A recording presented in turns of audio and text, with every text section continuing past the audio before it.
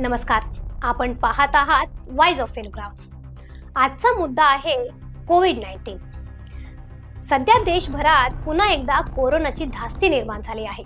2025च्या मे महिन्यात कोविड-19च्या नवीन प्रकारामुळे रुग्णसंख्येत किरकोळ वाढ होताना दिसत आहे। तरीही घाबरण्याचं कारण नाही, पण खबरदारी आवश्यक आहे। चला जाणून घेऊया सविस्तर माहिती। सध्या भारतात कोविडचे 250 पेक्षा अधिक सक्रिय रुग्ण आहेत।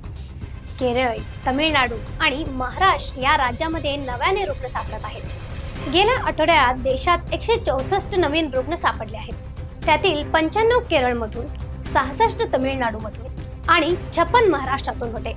कोविडच्या वाढीला कारणीभूत ठरत आहे नवीन ओमिक्रॉन प्रकार, JN.1 आणि त्याचे उपप्रकार LF7 व NB.1.8 हे प्रकार अधिक वेगाने पसरत असले तरी बहुतेक रुग्णांना सौम्य लक्षण जाणवतात। सामान्य लक्षणांमध्ये ताप, सर्दी, घसा खवखवणे, डोकेदुखी, थकवा, अशक्तपणा आणि काहींना अपचन किंवा भूक न लागणे असे त्रास दिसून येतात। बहुतेक रुग्ण 4 ते 5 दिवसात बरे होत आहेत। सिंगापूर, थायलंड, हाँगकाँग सारख्या आशिया देशात कोविडच्या नव्या लाटाने चिंता वाढवली आहे। सिंगापूरमध्ये आठवड्यात 14,000 पेक्षा जास्त रुग्ण सापडत आहेत। त्यामुळे भारत सरकारने सतर्कतेचा आदेश दिला आहे। आरोग्य मंत्रालय परिस्थितीवर बारीकेने लक्ष ठेवून आहे।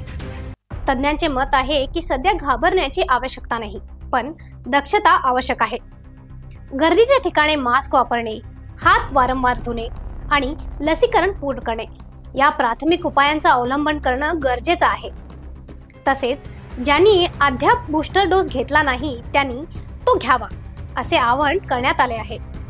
मित्रांनो, कोरोनाचा धोका पूर्णपणे अजूनही टाळलेला नाही, म्हणूनच थोडीशी खबरदारी आपण आणि आपल्या कुटुंबासाठी अत्यंत महत्त्वाची आहे। सावध रहा, सुरक्षित रहा, हीच काळाची गरज आहे। आम्ही या घडामोडींवर लक्ष ठेवून आहे। पुढील अपडेटसाठी पाहत रहा वॉइस ऑफ फेनोग्राम।